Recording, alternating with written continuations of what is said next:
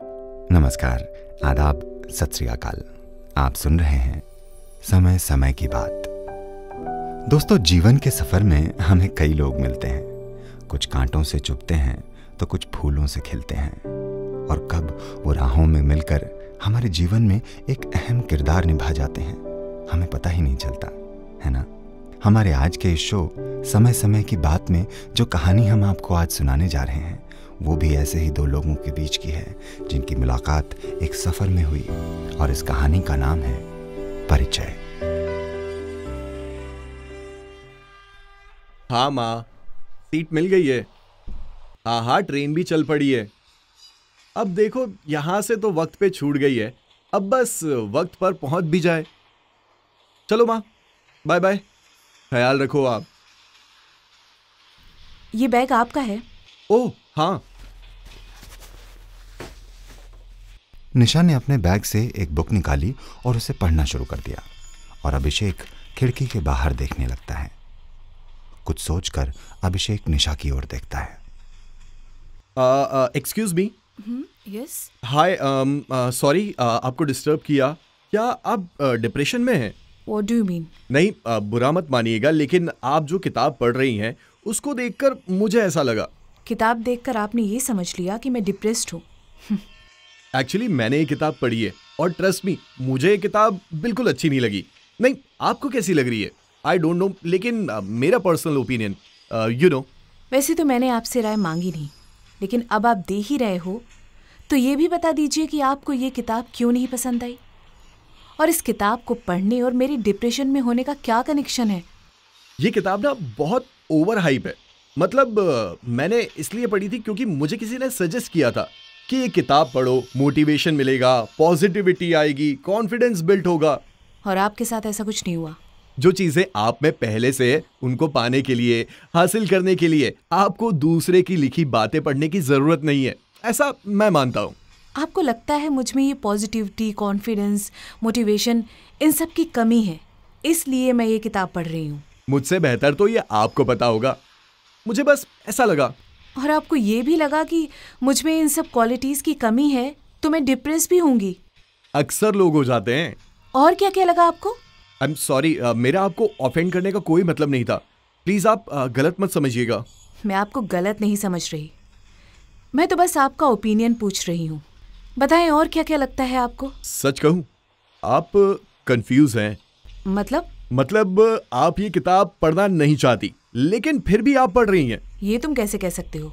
आप इसका शायद 7वां या 8वां पन्ना पढ़ रही थी, तो जाहिर सी बात है आपने ये किताब अभी हाल फिलहाल में ही पढ़नी शुरू करी है।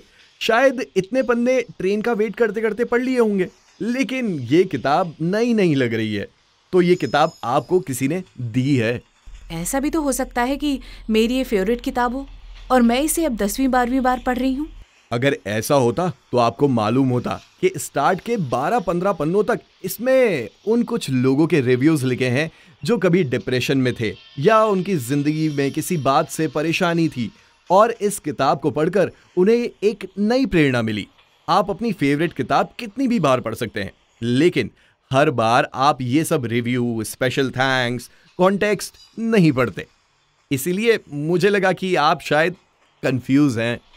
अभिषेक की ये बात सुनकर निशा ने अभिषेक को गौर से देखा, और फिर अपनी किताब को साइड में रख दिया और खिड़की के बाहर देखते हुए बोली,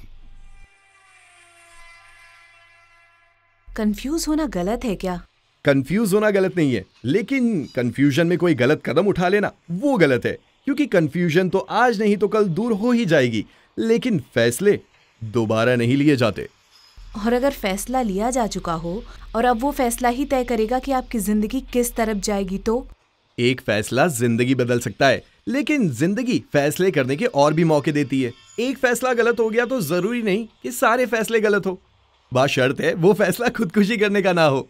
मैं इतनी भी कमजोर नहीं हूँ कि खुदकुशी कर लूं। वेरी गुड, करनी भी नहीं चाहिए। पता नहीं किस कमबख्त ने नाम रखा है खुदकुशी। मर के साला कौन सी खुद की खुशी मिलती है, अपने बेकार में दुखी हो जाते हैं, सो अलग। तुम्हें ये किताब पसंद नहीं आई, लेकिन तुम खुद बहुत मोटिवेशनल और फिलोसॉफिकल बातें करते हो। इसीलिए तो पसंद नहीं आई। जिंदगी के फलसफे आपको पहले से पता है, तो उसके लिए ये 500 पन्ने की किताब क्या पढ़नी। हर इंसान के अपने तजुर्बे हैं, अपनी कहानी है।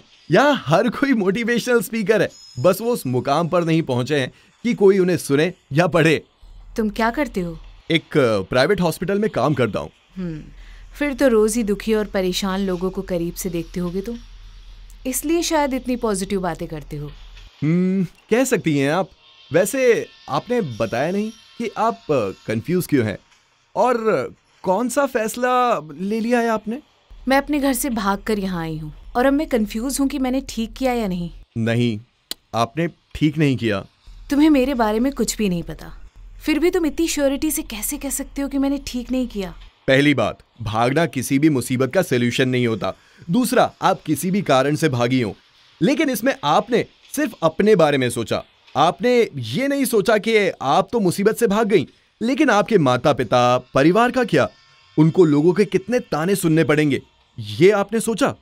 वो आपको ढूंढ भी रहे होंगे तो शायद छुप छुप कर, ताकि किसी को पता ना चले कि आप घर पर नहीं हैं। जब तुम्हें ये पता चलेगा ना कि मैं घर से क्यों भागी ना, तो आई एम श्योर कि तुम भी मेरे फैसले को सही मानोगे। जो फैसला लेने के बाद आप अभी तक कंफ्यूज हैं, मुझे नहीं लगता कि मैं आपके उस फैसले को सही कहूंगा। मेरी शादी को 1 साल हो चुका है और इस 1 साल में मैंने अपनी ज़िंदगी का सबसे बुरा दौर देखा। मेरे पति ने मुझे कभी वो इज्जत नहीं दी जो मुझे मिलनी चाहिए। उसके लिए जैसे मेरा कोई अस्तित्व ही नहीं था। उस रिश्ते में सिर्फ वो था, मैं तो कभी थी ही नहीं। और हम दोनों में हम जैसा तो कुछ भी नहीं था, इसलिए मैंने उसका घर छोड़ दिया। क्या मैंने कुछ गलत किया? आपने अपने पति को कभी अपने होने का एहसास कराया? कई बार, लेकिन उसे कभी मेरे होने का एहसास ही नहीं हुआ। और जिन्हें मैं अपना मानती थी, जब मैं उनके पास गई तो उन्होंने भी मुझे पराया कर दिया। और आपने वहां से भी चले जाने का फैसला किया? और क्या करती मैं? मेरे घर वालों ने कहा कि शादी के बाद पति का घर ही पत्नी के लिए सब कुछ होता है, फिर चाहे वो नरक ही क्यों ना हो। एक लड़की एक घर को या तो नर्क बना सकती है या स्वर्ग। आपने अपने पति के घर को स्वर्ग बनाने की कोशिश कर ली, लेकिन वो स्वर्ग नहीं बना। लेकिन अब आप अपने घर को नर्क बनाने जा रही हैं। ये आपको अच्छा लगेगा? तो मैं और क्या करती? घर वालों को तो यही लगता है कि मुझे घर नहीं छोड़ना चाहिए था। सारे समाज में नाक कटवा दी। ये समाज का ही तो सारा रोना है। आप पति के यहाँ से निकली तो भी ये समाज ही बोलेगा। आप अभी अपनी माँ का घर छोड़कर आई तो भी ये समाज ही कुछ बोलेगा। जिस पर बीत रही है बस वो कुछ नहीं बोल सकता। वैसे क्या आप समाज के लिए जीती हैं या अपने लिए और अपनों के लिए जीती हैं? ये तुम कह रहे हो, लेकिन सब तो तुम्हारी तरह तो नहीं सोचते ना। अपनों में और सब में बहुत फर्क होता है। अभी भी आप बहुत ज्यादा दूर नहीं आई हैं।